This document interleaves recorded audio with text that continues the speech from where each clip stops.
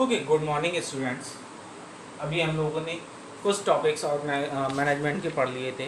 कल हम लोगों का टॉपिक था करेक्टरिस्टिक्स ऑफ मैनेजमेंट। आज हम लोग पढ़ेंगे ऑब्जेक्टिव्स ऑफ मैनेजमेंट। किसी भी ऑर्गेनाइजेशन का मेन ऑब्जेक्टिव्स क्या होता है? प्रॉफिट अर्न करना, अपनी एक्टिविटीज़ को डे बाई डे इंक्रीज करना, अपने बिजनेस को इंक्रीज करना। Objectives are the ends towards which the activities of an organisation are drive. तो क्या होगा?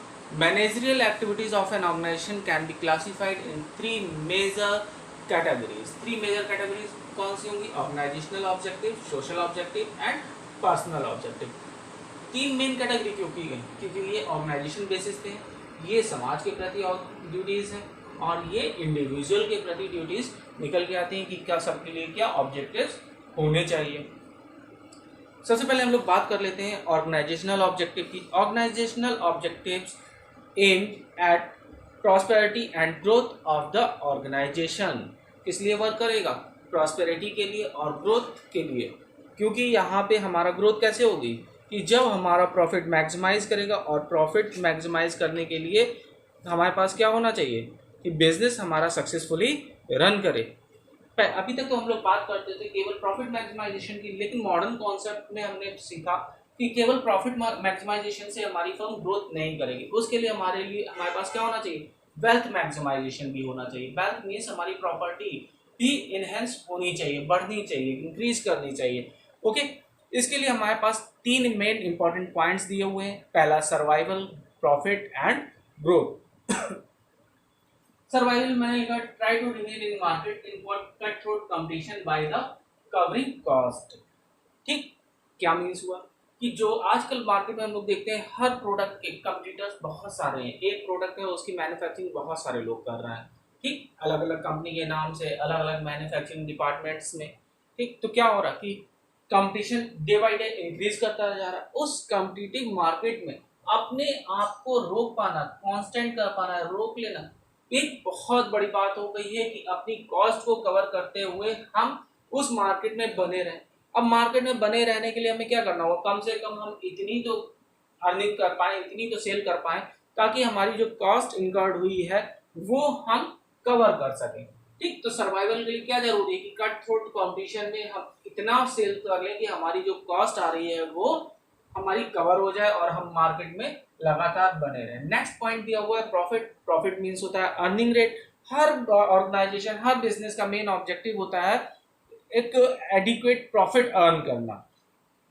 ओके, जो हमारे लिए क्यों जरूरी है? हमारे सर्वाइवल के लिए, हमारी ग्रोथ के लिए, एक्सपेंशन के लिए।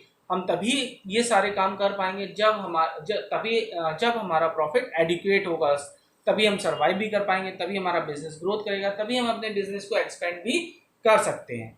लास्ट आता है हमारा ग्रोथ।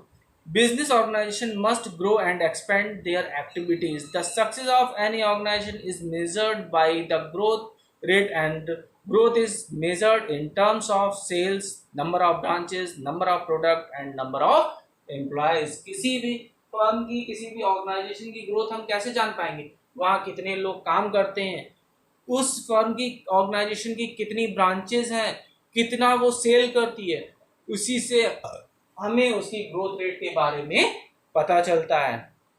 नेक्स्ट हमारा आता है सोशल ऑब्जेक्टिव। एनी टास्क और activity of organisation which brings benefit to society in general.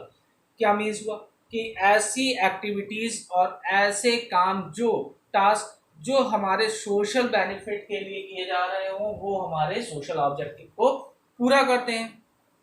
Okay, अब ऐसे कौन कौन से टास्क हो सकते हैं? Supply of quality products at reasonable cost. हम क्या करें? क्वालिटी प्रोडक्ट प्रोवाइड कराएं, और वो भी कैसे? रीजनेबल प्राइस पे। Contribution towards desirable civic activities, generation of economic wealth, generation of employment opportunities, finance support to community, organisational, educational, health and vocational training programme, participating activity in social service, using environmental friendly method of production, providing employment opportunity to weaker section of society। ये सारे हम काम करके क्या करेंगे? Social objective को पूरा करेंगे। अगर हम किसी को रोजगार प्रोवाइड करा पा रहे हैं, एक वीकर सेक्शन को हम एक स्टेबल लाइफ दे पा रहे हैं, तो क्या कर रहे हैं हम, सोशल बेनिफिट के लिए भी काम कर रहे हैं और एक अच्छी ग्रोथ पे हम जाएंगे। ठीक, इसी के साथ अगर हम गवर्नमेंट के कुछ प्रोजेक्ट हैं, उन प्रोजेक्ट्स को भी पे भी हम काम करते हैं कम प्रॉफिट पे, क्योंकि भाई ऑर्गेनाइजेशन हमेशा प्रॉफिट के लिए ही काम करती है, लेकिन अगर हम नॉर्मल प्रॉफिट से भी नीचे आके काम करते हैं तो क्या है, वो हमारे लिए सोशल बेनिफिट का काम कर रहा है। ठीक, इन्वायरमेंटल फ्रेंडली का हम प्रोडक्शन करें, ऐसा ना हो जो हम प्रोडक्ट बना रहे हैं उससे इन्वायरमेंट को बहुत सारी हार्म पहुंच रही हो, तो ये क्या सोशल बेनिफिट में आएगा? नहीं, ऐसे हमें प्रोडक्ट मैन्युफैक्चर करना है कि ताकि हमारा जो इन्वायरमेंट है वो अच्छा बना रहे। ठीक, और लास्ट हमारा ऑब्जेक्टिव बचता है पर्सनल ऑब्जेक्टिव, एनी टास्क और activity of organisation for its employees welfare. ऐसी एक्टिविटीज, ऐसे टास्क करना ताकि हमारे एम्प्लॉयज को भी बेनिफिट प्रोवाइड हो और वो एक एनवायरमेंटल फ्रेंडली वर्क होम पे काम कर सकें। उसके लिए हमें क्या करना होगा, individual objectives are related to the employees of the organization, as employees are most important resources of every company and satisfy the motivated employees contribute maximum for the organization. The main individual objectives of management are कौन कौन से हो सकते हैं, competitive salary to fulfill financial need of employee, ऐसी salary provide करें कि उसकी पर्सनल नीड्स फुलफिल हो सकें, promotion, training, personal growth and development of employees to fulfill esteem and other higher level needs of employees। उसको promotion दे, training दे ताकि उसकी अपनी पर्सनल ग्रोथ हो सके। Peer recognition, self respect, respect of colleagues to fulfil social need. अगर हम रेस्पेक्ट की बात करें, हर इंसान को सेल्फ रेस्पेक्ट अच्छी लगती है, लेकिन ऐसा कब पॉसिबल है, जब हम दूसरे की रेस्पेक्ट करेंगे तभी वो हमारी रेस्पेक्ट करेगा। एक ऐसा एटमॉस्फेयर प्रोवाइड करना ताकि हम एक दूसरे को रेस्पेक्ट के ही थ्रू बात करें। Good and healthy working condition for safety of employees, ऐसी वर्किंग कंडीशन प्रोवाइड करना ताकि एम्प्लॉयज की सेफ्टी भी बनी रहे। ऐसी कोई मशीन ना लगा देना जिससे किसी एम्प्लॉय को हार्म पहुंच सके। ये सारे ऑब्जेक्टिव्स हमारे फुलफिल करते हैं मैनेजमेंट एक्टिविटीज को, यही हमारे कहलाते हैं मैनेजमेंट ऑब्जेक्टिव्स। कौन कौन से एक बार रिवाइज कर लेते हैं। ऑर्गेनाइजेशनल ऑब्जेक्टिव, ऑर्गेनाइजेशनल ऑब्जेक्टिव में 3 पॉइंट आ जाते हैं, सर्वाइवल, प्रॉफिट एंड ग्रोथ, इनके लिए ही फर्म काम करती है।